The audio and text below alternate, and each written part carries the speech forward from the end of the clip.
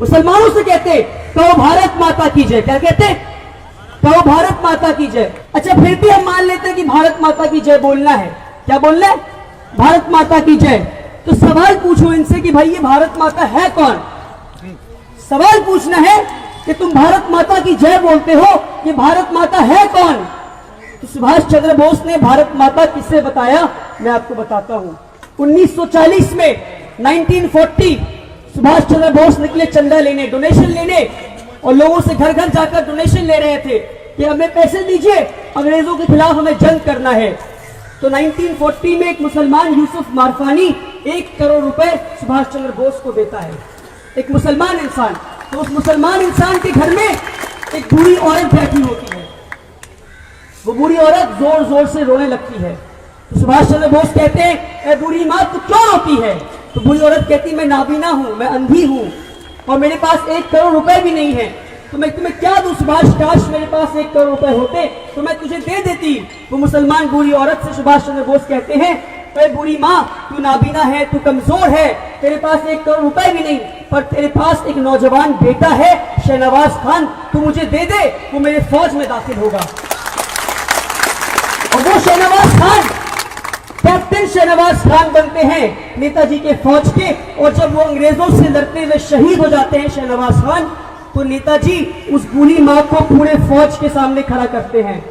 शहनवाज खान की माँ को पूरी फौज के सामने खड़ा करते हैं और कहते हैं कि हिंदुस्तान की फौज, तुम में से जिसने भी भारत माँ को नहीं देखा, इस बूढ़ी माँ को देख लो, ये है भारत माँ।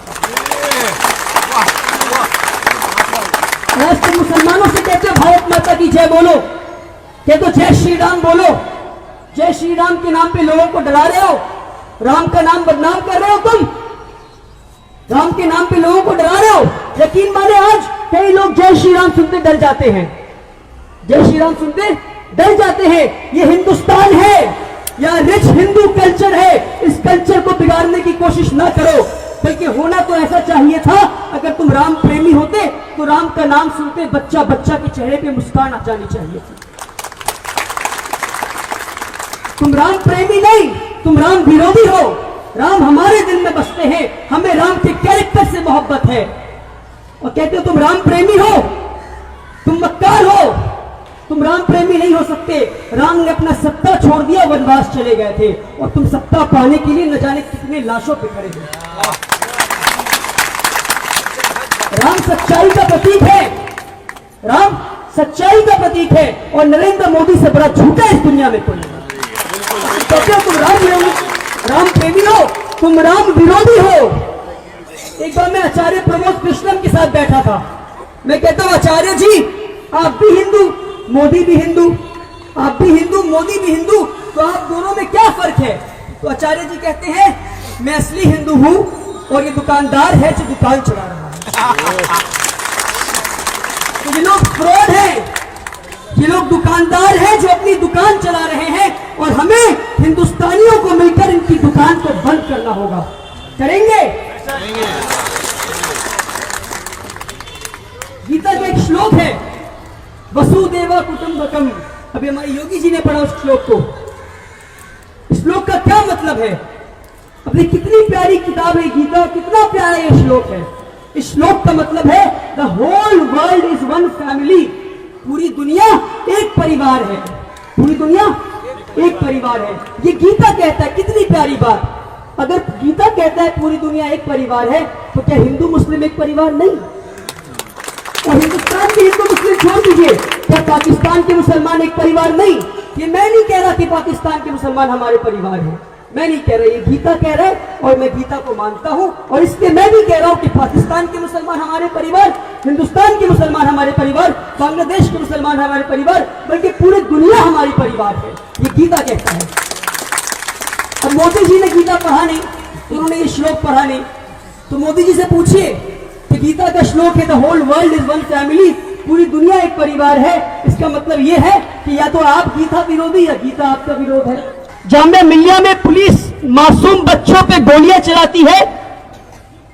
उत्तर प्रदेश में 20 से ज्यादा लोग मारे जाते हैं, आसाम में 6 से ज्यादा लोग मारे जाते हैं, और ट्विटर पे आज ऐसे लोग हैं जो ट्वीट करते हैं और लिखते हैं अमित शाह 2002 गुजरात राइट फिर से करो। ये क्या हो गया? पूरी दुनिया में ढूंढ के मुझे दिखा दे, कोई ऐसा देश नहीं मिलेगा जहां कॉमन मासेस, जहां कॉमनर्स, आम इंसान ब्रुटैलिटी को, बर्बरियत को, किलिंग्स को सेलिब्रेट कर रहा है, जश्न मना रहा है कि कोई मर रहा है। एक्सट्रीमिस्ट करते हैं, गुंडे करते हैं, चोर चक्के करते हैं। जब आम नागरिक ट्विटर पे जाके ये कहता है कि अच्छा हुआ वो मारा गया, तो मुझे इस बात पे सवाल है कि ये क्या हो गया मेरे हिंदुस्तान को, क्योंकि पूरे दुनिया में ऐसा कहीं नहीं हो रहा है। ये सिर्फ इसलिए हो पाया है क्योंकि आज ये लोग कामयाब हो गए हिंदू मुस्लिम को बांटने में, और इनको कामयाब होने हमने दिया है। हमने बताया नहीं इनको कि हमारा इतिहास क्या है, हमने बताया नहीं इनको कि हम हिंदू भाइयों से कितना मोहब्बत करते हैं। तो इन्हें पता नहीं कि what is the idea of India. अगर आइडिया ऑफ इंडिया को समझना है तो हमें जवाहरलाल नेहरू और मौलाना अबुल कलाम आजाद के रिश्ते को समझने की जरूरत होगी। मौलाना आजाद जब पहला इलेक्शन लड़ते हैं, एक मुसलमान मौलाना आजाद पहला इलेक्शन लड़ते हैं, तो नेहरू आकर उनसे कहते हैं कि आजाद एक ऐसी कॉन्स्टिट्यूएंसी ढूंढ लीजिए आप जहां मुस्लिम मेजोरिटी में हो। तो आजाद कहते हैं पलटकर, अगर मैं मुस्लिम मेजोरिटी एरिया से इलेक्शन लड़ूं तो इस संविधान पर, इस देश पर और मुझ पर लानत है। मैं एक हिंदू मेजोरिटी एरिया से इलेक्शन लड़ूंगा और जीत कर दिखाऊंगा। And this is the idea of India. ऐसे आज मैं आपसे पूछता हूं, क्या मौलाना अबुल कलाम आजाद अगर आज 2019 में होते ये बात कह पाते? नहीं, because they have changed the idea of India. ये न्यू इंडिया की बात करते हैं। हमें न्यू इंडिया नहीं चाहिए, हमें पुराना इंडिया ही चाहिए जो था हमारा। हमें एक प्रोग्रेसिव इंडिया चाहिए, हमें न्यू इंडिया नहीं चाहिए। हमारा पुराना इंडिया बहुत अच्छा है। अगर आपको आइडिया ऑफ इंडिया समझना है तो आपको राम प्रसाद बिस्मिल और अशफाकुल्लाह खान के रिश्ते को समझने की जरूरत है। 19 दिसंबर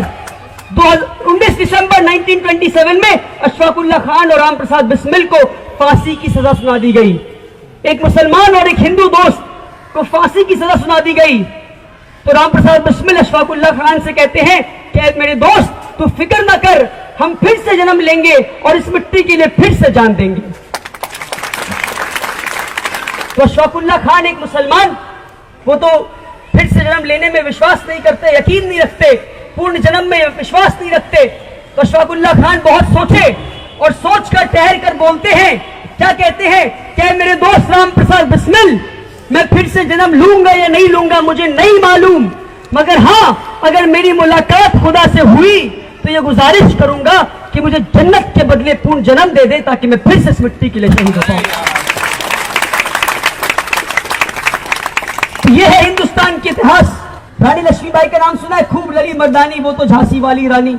रानी लक्ष्मीबाई का नाम बताया गया आपको, मगर आपको आधी अधूरी इतिहास बताई गई है। रानी लक्ष्मीबाई अंग्रेजों के खिलाफ जंग लड़ रही थी, ये तो बताया गया आपको, मगर उनके फौज को कौन लीड कर रहा था ये नहीं बताया गया आपको। उनके फौज को एक मुसलमान मीर बख्शी सली लीड कर रहे थे। जब मीर बख्शी सली, एक मुसलमान, रानी लक्ष्मीबाई की फौज अंग्रेजों के किले में पहुंचते हैं, तो रानी लक्ष्मीबाई कहती है कि मीर बख्शी सली तू किले के दरवाजे के सामने खड़ा है, दरवाजा क्यों नहीं तोड़ता? तो मीर बख्शी सली कहते हैं कि दरवाजे की एक तरफ मस्जिद है, दूसरी तरफ मंदिर है, तो दोनों में से किसी एक को तोड़ना होगा। रानी बेझिझक कहती है कि ए मीर बख्शी सली तू मंदिर को तोड़ दे पर जल्दी से दाखिल हो जा अंदर। तो मीर बख्शी सली की आंखों में आंसू आ जाती है और वो पलट कर अपनी फौज से कहते हैं कि ए मुसलमानों की फौज, तुम्हारी रानी ने तुम्हारे मस्जिद को बचाने के लिए अपने मंदिर को कुर्बान कर दिया। आओ हम अहद करते हैं, जब तक हमारे सांसों में सांस बचा है, हमारे जिस्म में लहू का आखिरी कतरा बचा है, हम अपनी रानी की रक्षा करेंगे, रक्षा करेंगे, रक्षा करेंगे। ये है हमारे इतिहास। रानी लक्ष्मीबाई शहीद हो जाती हैं। हमें बताया गया कि रानी लक्ष्मीबाई शहीद हो जाती हैं, पर उनके साथ कौन शहीद होते हैं, कौन एक और लड़की शहीद होती है, उनके बारे में नहीं बताया गया हमें। जब अंग्रेज फौज लौटते हैं तो वहां एक लाश नहीं बल्कि दो लाशें मिलती है, दो लाशें मिलती है, एक रानी लक्ष्मीबाई और दूसरी उनके सबसे करीबी दोस्त एक मुसलमान लड़की मंदराबाई की लाश। तो ये बात आपसे छुपाई गई है, आपसे इतिहास छुपाई गई है। तो what is the idea of India? Rabindranath Tagore ने 2 लफ्जों में पूरा आइडिया ऑफ इंडिया लिख दिया, सिर्फ 2 लफ्जों में पूरा आइडिया ऑफ इंडिया लिख दिया। और जब भी मैं ये 2 सेंटेंस पढ़ता हूं, 2 लाइन पढ़ता हूं, मेरे रोंगटे खड़े हो जाते हैं। सुभाष चंद्र बोस लिखते हैं, where the mind is without fear and the head is held high। हम ऐसे देश में रहे जहां बेखौफ होकर रहे और सर उठाकर चल सके। क्या आज अपने देश में ये कर पा रहे? नहीं कर पा रहे हैं। आज हम खौफजदा होकर रह रहे अपने देश में, क्योंकि ये लोग आइडिया ऑफ इंडिया को बदलना चाहते हैं। अब मोदी जी कौन है? योगी जी कौन है? ये गोलवलकर के फॉलोअर्स हैं। उस गोलवलकर के जिसने एक किताब लिखी, बंच ऑफ थॉट्स। उस किताब में लिखता है कि जो हिटलर ने किया वो सही किया, और मोदी जी उस किताब के फॉलोअर हैं, गोलवलकर के फॉलोअर हैं। मोदी जी सावरकर के फॉलोअर हैं, जिसने 6 एपिक्स ऑफ हिस्ट्री में एक बात लिखी कि अगर सत्ता हासिल करने के लिए औरतों का बलात्कार करना हो तो तुम कर सकते हो। मोदी जी उस सावरकर के फॉलोअर हैं।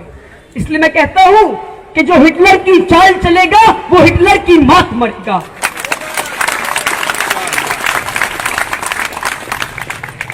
और जब जब जुल्मी जुल्म करेगा सत्ता की गलियारों से, चप्पा चप्पा गूंज उठेगा इनकलाब के नारों से।